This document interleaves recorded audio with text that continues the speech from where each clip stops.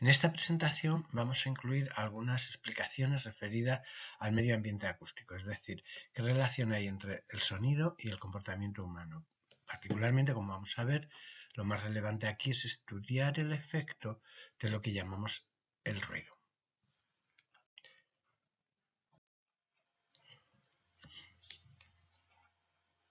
Para ello, vamos a partir de la definición básica de sonido, que es la que tenéis descrita en la transparencia.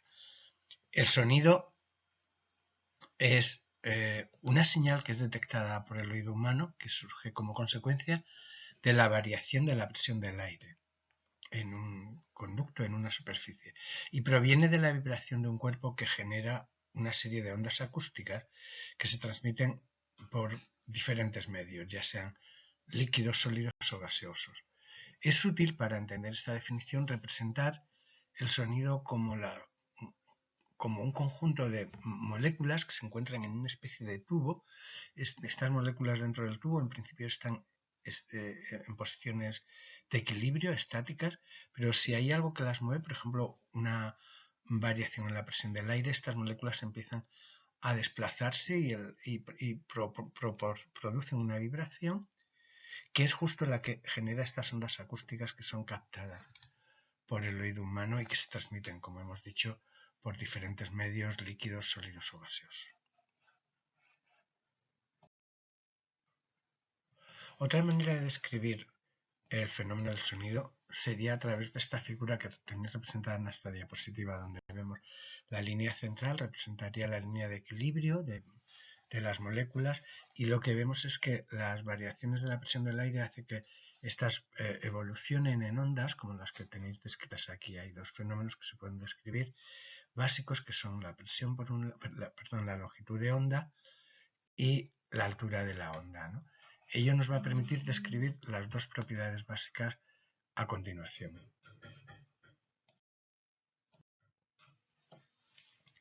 La primera de las propiedades es la frecuencia. Si nos fijamos en el gráfico, en la imagen que hay a la derecha de esta diapositiva, vemos la descripción de una onda parecida a la que veíamos anteriormente, de la onda sonora, y vemos que la onda puede tener el ciclo puede estar muy extendido o muy estrecho. La parte de arriba vemos que describe un tipo de onda sonora, y la parte de abajo, donde los ciclos están más pegados unos a otros, describe otro tipo. Esta diferencia es lo que se entiende por frecuencia. La frecuencia es el número de ciclos de variación por una unidad de tiempo, concretamente por segundo.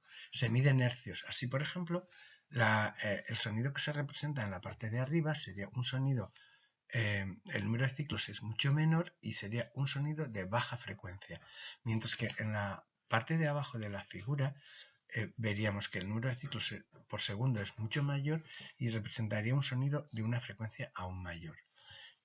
La frecuencia, en términos psicológicos, describe una sensación subjetiva, y esta sensación subjetiva es lo que entendemos como tono, o a veces también se define como altura, y podemos describirla dentro de un intervalo al cual es sensible el oído humano, que es en la escala de los hercios, que es por debajo de los 20 hercios el oído humano no capta los sonidos, y igual le ocurre por encima de los 20.000 hercios.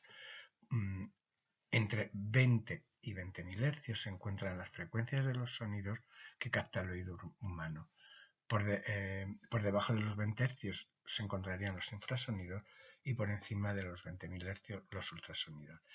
La sensación subjetiva de la frecuencia nos permite dividir los sonidos en tres tipos, ¿no? El sonido grave, el sonido medio y el sonido agudo. Aquí tenéis una escala simplificada de los intervalos en hercios. De 20 a 200 hercios serían los sonidos graves, de 200 a 2000 los sonidos de frecuencias medias, y de 2000 a 20.000 los sonidos de frecuencias agudas. Además de la frecuencia, hay otras propiedades que nosotros no vamos a tener en cuenta aquí, pero que también pueden alterar la percepción del sonido, como son el timbre del mismo o la ritmicidad. Ya veremos la importancia que tiene eso en la génesis de la sensación de molestia de los sonidos. Otra de las propiedades acústicas que describen las ondas sonoras y que es muy importante en los estudios de la percepción y de la sensación acústica es la propiedad de la intensidad. La propiedad de la intensidad la tenemos descrita gráficamente en la figura que acompaña esta diapositiva, ¿no? Abajo veis a la izquierda una que describe el sonido suave y otra el sonido fuerte. Veis que el sonido suave, el pico de la onda está muy cercano al punto de equilibrio, mientras que el sonido fuerte está muy alejado del punto de equilibrio. En realidad estos gráficos representarían sonidos diferentes. Por ejemplo, este sería un sonido equivalente a un sonido suave y este otro equivaldría a un sonido fuerte. El pico de la onda sería más alto. En definitiva, la intensidad se describe como la magnitud de las variaciones de la presión de la onda sonora. Se mide en decibelios y hay distintos procedimientos de cálculo. Concretamente el más utilizado es el decibelio de tipo A, el decibelio A, y los sonidos, por su intensidad, se sitúan en el oído humano es sensible en un intervalo en el cual estaría por un lado el nivel de 0 decibelios, que es el umbral absoluto de audición, que permite, por ejemplo, calibrar sonómetros o otros instrumentos de registro de intensidad sonora, y por arriba, el nivel más alto se situaría en torno a 140 decibelios de la escala A, que se describiría el umbral del dolor auditivo. En este nivel no solo estar expuesto a este sonido duele, sino que puede dañar también y en estos momentos de manera irreversible el sistema auditivo. Realmente la descripción de la física del ruido es mucho más compleja y espero que tengáis ocasión de estudiarla con más detalle en otras asignaturas, pero en lo que concierne a psicología ambiental es suficiente para nosotros contar con el recordatorio de estas propiedades para describir lo que realmente nos interesa aquí, que es el fenómeno del ruido. El fenómeno del ruido a veces es considerado como uno de los grandes problemas ambientales en la actualidad y algunas personas se refieren a él con el término de contaminación acústica. En realidad, desde un punto de vista más básico, el ruido se puede describir como un fenómeno acústico que produce una sensación auditiva molesta o desagradable. Dicho de otra manera, la definición más simple que podemos hacer del ruido es que el ruido es un sonido no deseado. Y precisamente por ser no deseado, actúa como un agente que genera molestia, estados de malestar, e incluso puede llegar a ser un agente que produce estrés, como veremos.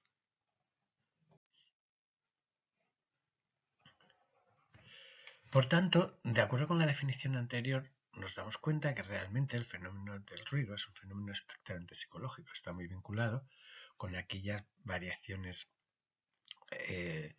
en el entorno sonoro que realmente nos molestan, son desagradables o entorpecen el desarrollo de nuestras metas, planes o acciones, ¿no? Lo que vamos a intentar describir a continuación es qué variables, tanto acústicas como no acústicas, hacen más probable que un sonido se convierta en ruido. Aunque indudablemente este hecho está muy vinculado al momento preciso y a las metas y planes de acción que el individuo en ese momento preciso pretende llevar a cabo. Es decir, que las características de un sonido, en un momento determinado, este sonido puede convertirse en ruido o en otro momento puede convertirse en un sonido agradable. Por ejemplo, pongamos el caso de estar escuchando una música, digamos, un poco elaborada, música en un momento determinado, cuando estamos dentro en el corazón de una fiesta, a cuando estamos intentando dormir. En realidad, la estructura acústica o la descripción sonora del fenómeno probablemente sea la misma, pero en un momento determinado se convierte en ruido, en el otro se convierte en un factor de estimulación de la persona. Así pues, el fenómeno de la percepción sonora se explica o se pretende explicar en función, como decía antes, de variables acústicas que influyen en la molestia, así como variables no acústicas. En esta diapositiva vemos las variables acústicas que influyen más probablemente en que un ruido se convierta en molesto. En primer lugar, las variables que describen la intensidad y la frecuencia, y en ese sentido lo que tenéis descrito en la diapositiva. Es mucho más probable que los sonidos de alta intensidad y frecuencias extremas, altas o bajas, son los que producen más probablemente una mayor sensación de molestia y por tanto más probablemente se conviertan en ruido. Y por otro lado también la ritmicidad, es decir, el carácter periódico o aperiódico de un sonido. Es más, los sonidos intermitentes se dice que normalmente son más negativos que los continuos, pero los de intermitencia periódica son aún más molestos que aquellos que tienen una intermitencia rítmica estructurada, ¿no? Pensemos, por ejemplo, en cómo puede llegar a molestar un grifo goteando con una ritmicidad periódica en una noche cerca del lugar donde intentamos conciliar el sueño.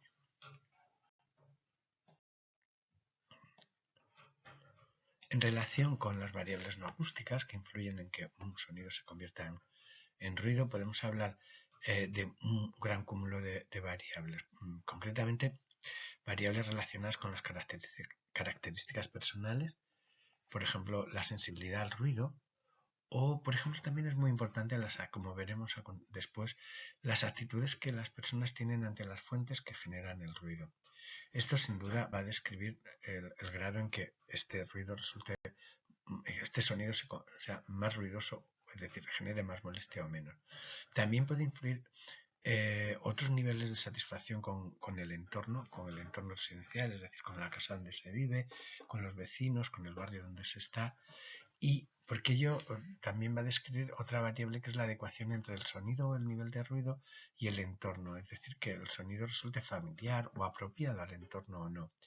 Y también es muy importante el grado de control real o percibido que la víctima, digamos, del ruido tiene sobre la fuente del mismo. Sin duda, cuando el nivel de control real o percibido sobre la fuente del ruido es nulo, no puedes controlarlo, el ruido es muchísimo más molesto que cuando tú puedes subirlo o bajarlo, es decir, reducir o exponerte a la fuente de la molestia.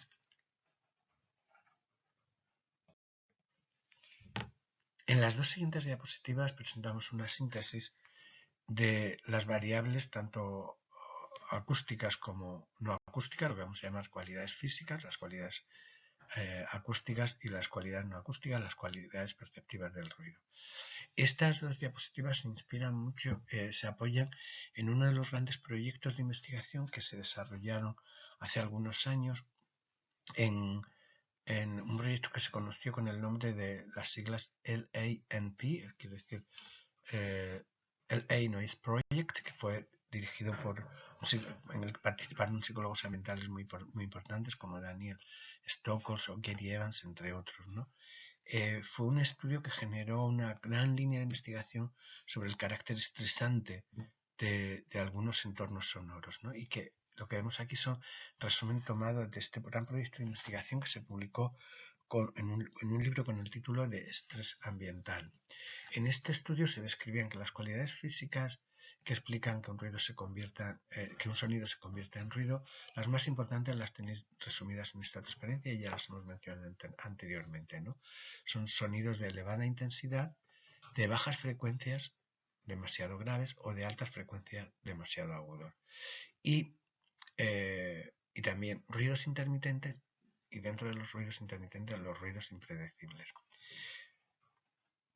Normalmente este tipo de evidencias se han registrado en estudios sobre lo que se llama el ruido comunitario, es decir, el entorno sonoro en el que vivimos, por ejemplo, del entorno de la casa donde vivimos, de la calle donde vivimos, del barrio donde vivimos, etc., ¿no? Pero también muchas de estas evidencias se han registrado en estudios realizados en laboratorio, es decir, en cámaras acústicas muy parecidas al sistema. Seguro que si alguna vez os han hecho una audiometría que utilizan algunos médicos para hacerte pruebas de audiometría, ¿no? Una cámara aislada donde a través de cascos el individuo está siendo expuesto a estimulaciones sonoras que varían en intensidad, frecuencia, ritmicidad o timbre según los casos. En esta diapositiva presentamos el resumen de algunas evidencias empíricas registradas hubo muchas más en este estudio del que antes os hablaba, el estudio LANP, el proyecto Ruido de Los Ángeles, sobre todo en relación con el juicio, con el cambio del juicio de las personas sobre el sonido. Cuando un sonido se convierte realmente en ruido, lo que llamamos las cualidades perceptivas del ruido. En primer lugar, es mucho más probable que un sonido con las características físicas que hemos descrito anteriormente se convierta en ruido cuando se percibe como innecesario. Por ejemplo, esto, puede explicar la diferente reacción que podemos tener frente a un ruido que nos molesta por la noche, como puede ser el ruido de un vecino que tiene la televisión muy alta o el ruido de un bebé que está llorando. Las dos cosas pueden resultar molestas, las dos cosas nos pueden despertar con las consecuencias que ello tiene, pero realmente nuestra reacción va a ser mucho más negativa probablemente al primero de los casos que al segundo. Otra variable es cuando se percibe negativamente la fuente del ruido. Esto es muy importante. Es decir, gran parte del juicio que tenemos gran parte de nuestra reacción ante un ruido va a depender de la actitud que tengamos ante la fuente que lo emite, ¿no? No es lo mismo que la fuente emisora sea alguien a quien estimamos, que valoramos positivamente, o alguien que ya estamos muy reactivos negativamente con sus acciones previas, ¿no? Pues estas variables pueden explicar por qué, por ejemplo, una de las razones por las que se producen mayores conflictos entre vecinos, sobre todo en el tipo de vivienda más frecuente en nuestro entorno, como es la vivienda en bloques, en pisos, ¿no? Agrupados, una de las razones que explica los conflictos en las relaciones entre vecinos más importantes es precisamente el ruido, ¿no? Otra variable que explica esto también es cuando el sonido se asocia con miedo o con la descripción de factores de riesgo o amenaza para nuestro bienestar. Igualmente, puede influir el juicio que tengamos sobre, como decíamos antes, la fuente del ruido, concretamente el grado en que se considera que la fuente del ruido es responsable y se siente indiferente ante las consecuencias del ruido. Podemos recurrir no es lo mismo, por ejemplo, que un bebé llore mucho por las noches y por la mañana, cuando nos encontramos con los padres, por ejemplo, nos pidan disculpas a que los padres les da igual o muestran un nivel alto de indiferencia ante esta circunstancia, ¿no?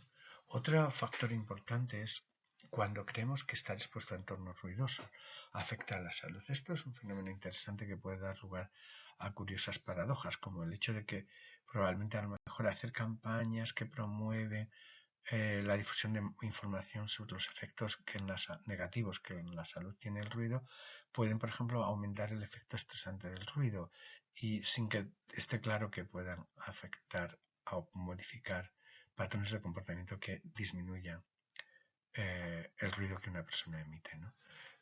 Otro factor también de todos estos elementos fueron el proyecto Ruido de Los Ángeles aporta evidencias empíricas, que no vamos a entrar en el detalle de las mismas, simplemente que quiero destacar estas ideas como fuentes de desarrollo de investigación. Otro rasgo es cuando el ruido interfiere en el desarrollo de actividades básicas, como puede ser dormir, estudiar o mantener una conversación, por ejemplo.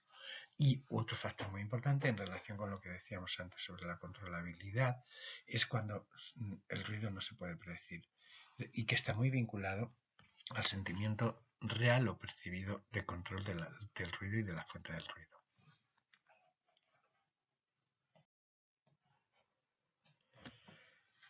Las siguientes 4 diapositivas nos permiten sintetizar rápidamente los efectos del ruido. Hasta ahora hemos visto los factores que más probablemente expliquen por qué cambia nuestro juicio sobre un sonido al que estamos expuestos y pasa de ser un sonido agradable o aceptable a un sonido no deseado, es decir, un ruido, ¿no? Ahora vamos a ver los efectos. En primer lugar, el primer tipo de efectos son lo que se denominan efectos estrictamente auditivos. Es decir, estar expuesto, por ejemplo, a un entorno, a un ruido muy intenso, por ejemplo, vivir en una zona donde estamos expuestos al vuelo bajo de aviones cuando despegan o cuando aterrizan, una zona cercana a un aeropuerto, pues donde las personas pueden estar expuestos a niveles de ruido de intensidad alta, pueden tener efectos negativos en la propia capacidad auditiva. El primer efecto es la hipoacusia, es decir, la pérdida de capacidad auditiva, porque como consecuencia de estar expuesto a estas situaciones, a estos ruidos de alta intensidad, se va desplazando el umbral de audición, es decir, vamos perdiendo capacidad para detectar sonidos de de intensidad más bajas, ¿no? Y otro segundo efecto que es también muy importante es lo que se llama la sordera psicológica o la hipoacusia psicológica, podemos decir, ¿no? Que no es tanto la pérdida de capacidad auditiva efectiva cuanto la pérdida de capacidad de discriminación auditiva. Es decir, como consecuencia de estar expuesto a un entorno muy ruidoso, lo que hacemos es prestar menos atención, la mínima atención posible a la estimulación sonora. Es como una estrategia adaptativa, ¿no? Por ejemplo, cuando uno vive o está en una casa o en una habitación muy cercana a un entorno de tráfico muy intenso, permanentemente, lo que hace es intentar no prestar atención a ese sonido. Esto es un recurso adaptativo, pero el problema es que esta pauta de aprendizaje, por así decirlo, puede generalizarse y dejar de prestar atención al ruido, es decir, a sonidos, a señales auditivas vinculadas al ruido, pero también a otras señales auditivas que pueden tener valor informativo. Por ejemplo, uno puede dejar de oír si estamos, por ejemplo, pensando en el ambiente de trabajo de una persona, un ambiente muy ruidoso, deja de prestar atención al sonido ruidoso, pero deja de prestar, por ejemplo, atención también a la sirena que avisa de que hay una señal de peligro, de alarma, de un riesgo de incendio y que se debe, por ejemplo, abandonar el lugar, ¿no? No oyen, digamos, el ruido, los sonidos negativos, pero tampoco las señales auditivas de valor informativo e importante para el individuo. Además de los efectos auditivos, hay efectos no auditivos. Aquí voy a destacar algunos de los más importantes. Estos efectos están extraídos del proyecto del Ruido de Los Ángeles, que fueron publicados en un libro en el que participaron, como decía antes, importantes psicólogos ambientales norteamericanos como Danny Stockols y Kerry Evans, entre otros, ¿no? Que fueron publicados en un libro que se llamaba Conducta, Salud y Estrés Ambiental. Concretamente, se muestra cómo estar expuesto a entornos ruidosos altos actúa como un agente estresor, casi es una ley continua. Es decir, y esto nos permite dar un enfoque interesante al debate sobre si nos adaptamos o no al ruido.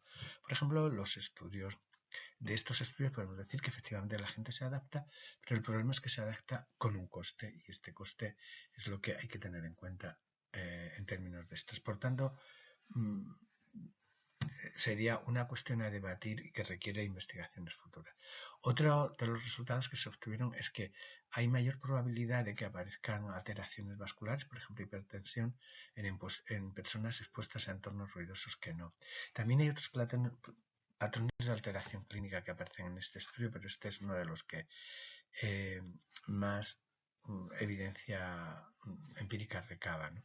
Y otro de los factores es que estar expuesto a entornos ruidosos de manera persistente, no estar expuesto a un entorno ruidoso en un momento determinado y muy puntual, ¿no? Sino de manera persistente y en una situación de incontrolabilidad puede dar lugar y puede ser un factor patógeno que explique y genere alteraciones de la salud mental importantes y que están muy vinculadas, por ejemplo, a alteraciones como, por ejemplo, muy frecuentes en las personas en entornos ruidosos, como alteraciones en el sueño. Otro aspecto importante vinculado a los efectos del ruido es cuando lo que podemos llamar la reacción negativa ante el ruido, ¿no? Muchos de vosotros probablemente conozcáis como en algunos barrios de Madrid, por la rápida proliferación, por ejemplo, de sitios de copas nocturnos y tal, pues de repente se han generado conflictos graves entre los vecinos, por ejemplo, los residentes en esa zona, y los comerciantes y los usuarios, los que salen de copas, etcétera, ¿no? Es decir, cuando la molestia da lugar a una reacción también negativa. La molestia del ruido, del sonido no deseado, se describe como el sentimiento desagradable o la actitud negativa que en una persona produce un ruido no deseado, juzgado como innecesario y ante el cual consideramos que la fuente que lo produce es indiferente como poco. Entonces, la molestia, como os decía antes, una de las razones que explican una de las razones más frecuentes de conflicto entre los vecinos son los ruidos, pero también, por ejemplo, podemos ver un caso en el ejemplo de estos barrios de Madrid que se están cambiando su función y de repente empiezan a aparecer terrazas en las calles, etcétera, ¿no? con un ruido constante, sobre todo por la noche, ¿no? ¿Cuáles son los factores que más influyen en la molestia? Es decir, en que se genere esta reacción que puede en algunos casos llegar a ser virulentamente negativa frente al ruido y a las fuentes que lo producen. Pues es muy importante el diferencial entre el día y la noche. Es mucho más probable que la molestia y la reacción consecuente se produzca cuando el ruido se produce por la noche, sin respeto a lo que son los ritmos convencionales de actividad y reposo en los que se articula en nuestra sociedad. También hay que tener en cuenta la capacidad que el ruido tiene en interferir en el desarrollo de actividades claves, como por ejemplo puede ser dormir, trabajar, estudiar, etc., ¿no? O la interferencia también en la comunicación. Y esto explicaría por qué un ruido que es un sonido no deseado y que se convierte también en una fuente de molestia, hace disminuir el interés por los demás y el espíritu altruista. Y también es muy frecuente, esto aparece también en el estudio que comentábamos del proyecto Ruido de Los Ángeles, que es mucho más probable que los juicios sean sobre un sonido resulten más molestos, los juicios, perdón, sobre un ruido resulten más molestos y más negativo cuando el ruido lo emite un desconocido o una persona que no nos cae bien, una persona con la que tenemos una mala relación. Es decir, nos volvemos a encontrar otra vez más como gran parte de nuestra reacción ante el ruido depende también de nuestra actitud ante la fuente que lo genera.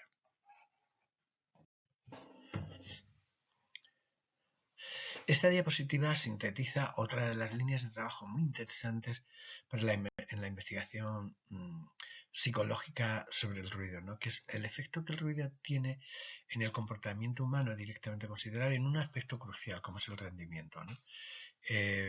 Normalmente esta línea de investigación se ha desarrollado sobre todo en contextos experimentales y de laboratorio, y aquí tenéis una síntesis de las evidencias registradas sobre la relación entre ruido y rendimiento, es decir, hasta qué punto el grado de molestia de un ruido puede hacer disminuir el desempeño, el rendimiento de una persona en un determinado desempeño o no. Lo que se comprueba en esta línea de investigación es que, en general, las características de los sonidos que producen ruido, es decir, ruidos altos, ruidos intensos, intermitentes e impredecibles, es mucho más probable que afecten negativamente al desarrollo de tareas de todo tipo. Por ejemplo, si yo me quiero concentrar, desarrollar un trabajo, estudiar o diseñar o incluso tareas que a priori imaginamos que requieren menos concentración, como tareas de tipo manual o de motricidad fina, ¿no? Se pueden ver afectadas por la intensidad, la intermitencia y la impredecibilidad de los ruidos. También se ven afectadas por el ruido el desarrollo de tareas complejas o tareas que están deficientemente aprendidas, por ejemplo, tareas que requieren un mayor nivel de atención y de concentración. Y aquí hay un aspecto práctico que no podemos dejar de lado, que no tenemos tiempo, forma parte de a lo mejor de los aspectos centrales de nuestro interés, que es la relación, la influencia que tiene el ruido en la salud laboral. Por ejemplo, cómo un entorno ruidoso influye en que sea más probable que haya accidentes de trabajo. Hay evidencias empíricas que avalarían esta relación, ¿no? Pero también hay que tener en cuenta un poco el contexto también en su conjunto del trabajo, ¿no? Pero simplemente que quede esto como uno de los temas abiertos a los que debemos prestar atención.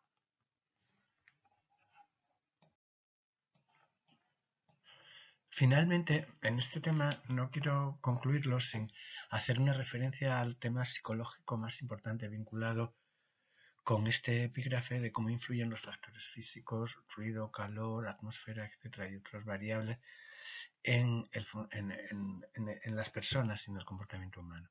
Este tema no es otro que el tema del estrés ambiental. Para ello, de una manera muy sintética, quiero que manejemos estos tres conceptos. En primer lugar, el concepto de estrés, que es la respuesta de alteración del funcionamiento de un sistema o organismo como consecuencia de cualquier evento. Normalmente el estrés es uno de los temas más importantes de investigación en psicología. Se describe como una respuesta emocional que tiene tres fases. Hay una alteración emocional interna o exógena que produce un estado de alarma en un sistema u organismo. Esta fase de alarma tiene unos síntomas de alteración por ejemplo, del funcionamiento del sistema nervioso, del funcionamiento en condiciones normales del organismo.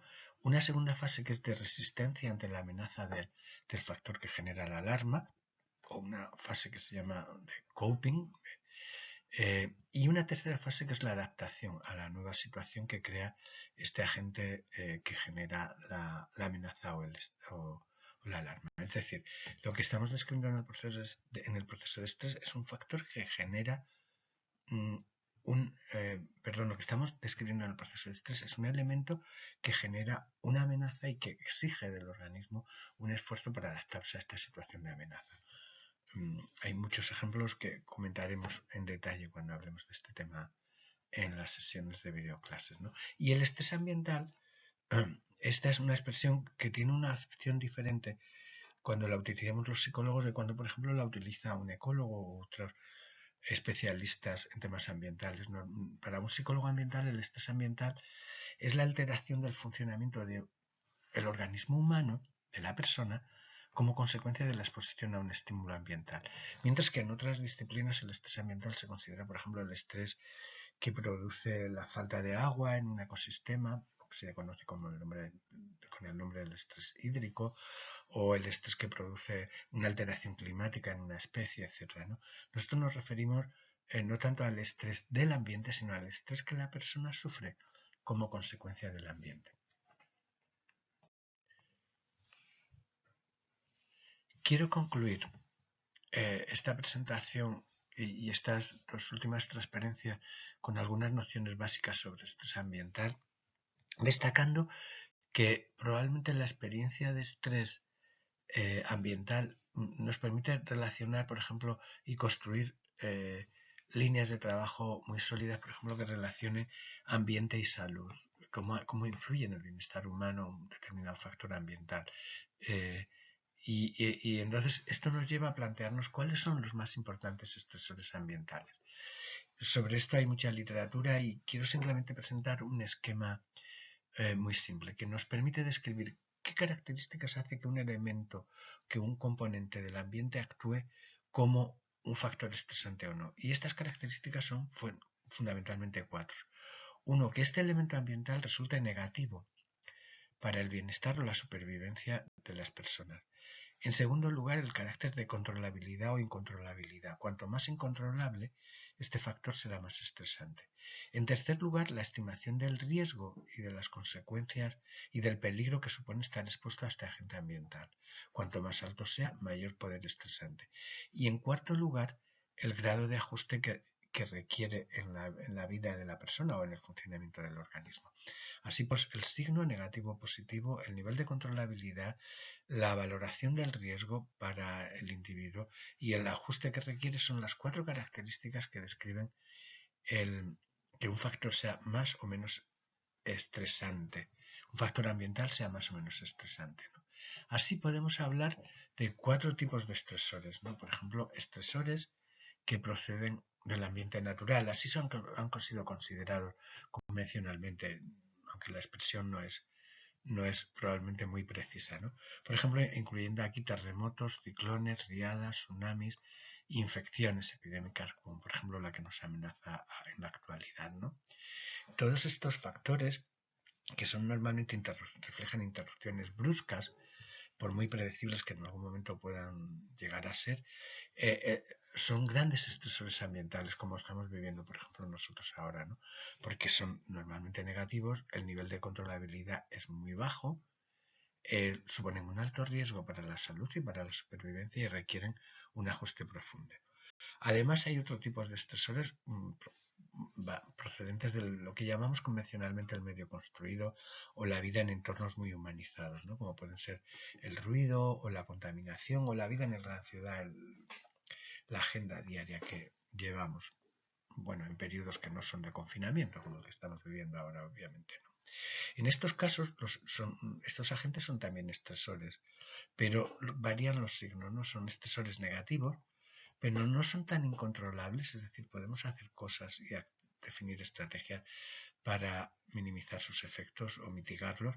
El riesgo de estar expuesto a estos factores, el riesgo, la amenaza, el riesgo y el peligro que producen están en función de su persistencia y normalmente requieren un ajuste medio que no implica grandes cambios, sustanciales cambios en la agenda de nuestra vida diaria. Estos 4 rasgos, como veis, diferencian dos tipos de estresores ambientales diferentes. Para concluir este esquema, tenemos que considerar también otro tipo de estresores, además de los procedentes del ambiente natural o del medio construido, como los que mencionábamos antes, ¿no? Podemos hablar también de estresores del ambiente social, vinculados a cómo organizamos el espacio, por ejemplo, el hacinamiento, o la baja o alta la baja o alta densidad de un espacio, el nivel de aislamiento social, la soledad, por ejemplo, se está planteando ahora como uno de los grandes problemas urbanos que afecta a algunos segmentos de edad de la población, sobre todo en las grandes ciudades, la existencia de conflictos sociales y laborales o conflictos políticos o de otro tipo. En este caso, estos eventos pueden actuar también como factores estresantes porque son negativos, son bastante incontrolables para la persona, igual que los estresores del medio construido. El riesgo para la supervivencia está en función de su persistencia y el ajuste que requieren es un ajuste medio. Y finalmente estarían estresores vinculados a la experiencia vital de una persona que son exteriores a ellas también, por eso podemos considerarlo como estresores ambientales, que están vinculados a lo que los psicólogos llamamos eventos vitales amenazantes, como puede ser la muerte de un ser querido o una enfermedad grave que afecta a una persona o el confinamiento que estamos viviendo o la pérdida de trabajo. Todos estos son factores estresantes del mismo tipo que los que incluíamos en el ambiente natural. Son factores que afectan, tienen un signo negativo, son muy incontrolables, están fuera de nuestro alcance, suponen un alto riesgo para el bienestar y incluso la supervivencia y requieren de la persona un ajuste profundo. Como vemos, por tanto, estudiar los componentes que conforman el ambiente, que ha sido el objetivo de este tema 5, es importante para desarrollar y establecer leyes más o menos rigurosas que describan qué aspectos del ambiente y qué variables del ambiente influyen en nosotros. Supone también una cierta metodología de cómo intentar aislar estos elementos y establecer los efectos que pueden tener en el comportamiento humano, como por ejemplo lo hemos visto en relación con el calor y el ruido, pero también es un campo que nos puede llevar a plantearnos temas estratégicamente muy relevantes en el momento actual que vivimos, como pueden ser la relación entre factores ambientales y salud humana, o como por ejemplo lo que estamos viviendo ahora en relación con la amenaza del coronavirus o cualquier otra amenaza que pueda llegar a producir un trauma colectivo como el que estamos viviendo en estos momentos. Es importante pues que prestemos atención a estos factores ambientales que suponen o bien una amenaza o bien, además de una amenaza, requieren un esfuerzo adaptativo que puede tener costes y a veces graves en el funcionamiento de las personas y de las sociedades.